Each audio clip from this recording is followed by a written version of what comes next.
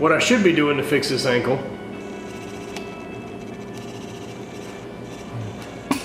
Diving into the old beer fridge. What's up? So, some more meathead mobility issues, and this one's kind of addressing the ankles and showing some of the stuff that I do, talking with Kelly about it, and seeing where we run into the same spot and where we think, or he thinks that I can make some changes to the things I'm doing, some of the tricks I've got, and some of his ideas as well. This couldn't be any more pertinent. Some mobility stuff. I have jacked up the old leg, keeping some compression on it, and I'm sitting out my first game ever.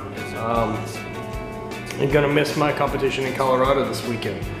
But since I can barely walk,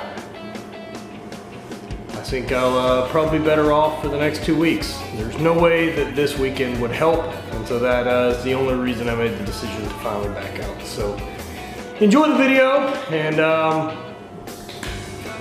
try to see what'll fix you.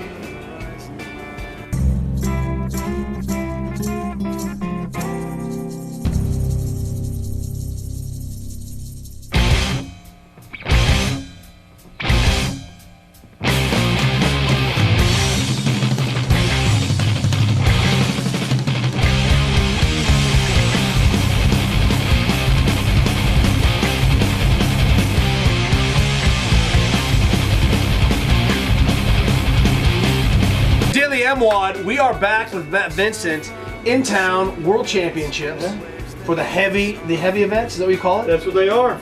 In Pleasanton, talking about improving position because you are a world champion.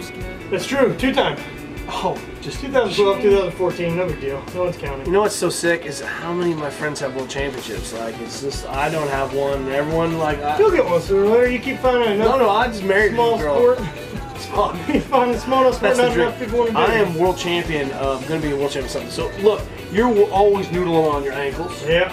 They are one of the limiters in your training, not necessarily in your throwing, right? But in your training, because you have enough to be in good positions. I mean, you clean 400, you got all that stuff. I've seen you perform heroic feats of strength. Heroic. Show us what you're doing. Now you've set up a band here to do some distraction, and something slightly different than we normally do. Show us what you're doing. So I'm gonna take my band and I'm gonna get it into the ankle, and I really want it to stay pretty low on the ankle. You're trying to pull your foot. So I'm just trying to pull the foot. And then from there, you can get around it the second time. So it's all on the foot. You've just taken a bite on a direction change just to add a little more tension. Right. Well, I don't want it to pull the foot this way and out. I want it to pull the foot straight. Okay. What I'll say is, remember, anytime we're pulling joint surfaces apart, we know that this is a great load for arthritis. People who have some arthritic pain. You can distract the joint, you can let the cartilage come back. When we have people who have really junky hips, we know our degenerative changes in the joint capsule. This is an easy way to, or not joint capsule, joint surfaces, easy way to distract and actually give some breathing room and some nutrients to those compressed tissues. It makes a big difference.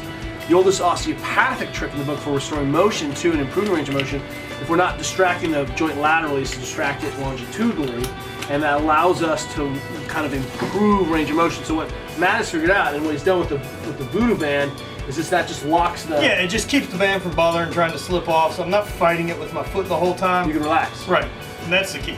So now you've got some big traction, pulling the joint apart, and you're doing some smashing there. Yeah, and gristling kind of in the back there below the calf, top of the Achilles, trying to keep that tendon healthy. That's where you feel like you get the tightest? Right. The high gastroc? Yep.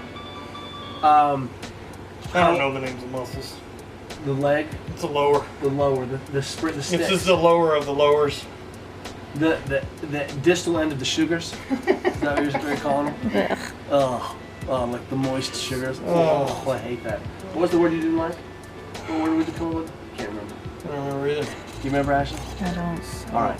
So this is one of your go-tos, and you regularly smash it. You've already been smashing in my house this morning, just touching it.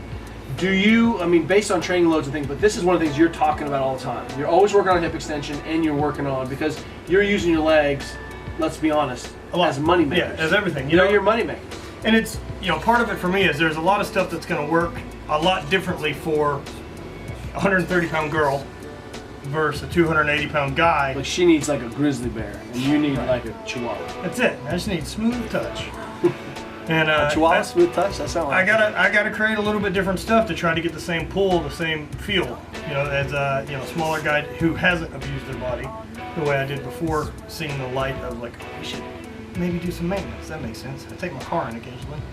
Seems to run better on everything. weird. All right. Hey, thanks for. I love this idea. Working on some Matt Vincent, working on some ankle stuff.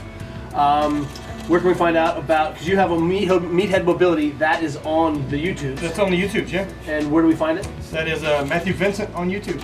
Matthew Vincent. Matthew Vincent. And what's this hate thing? That is Hate Brain Goods. So talk about it in full length. I've got a video breaking it down.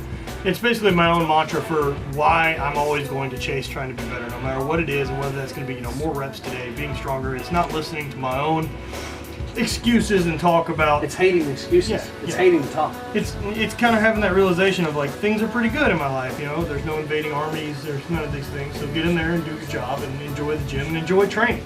And get better because it's important to you, and that's it. Do you feel like Quentin Tarantino's new movie is like The Hateful Eight? I think I was a high influence. Matt Vincent. We'll see you guys tomorrow.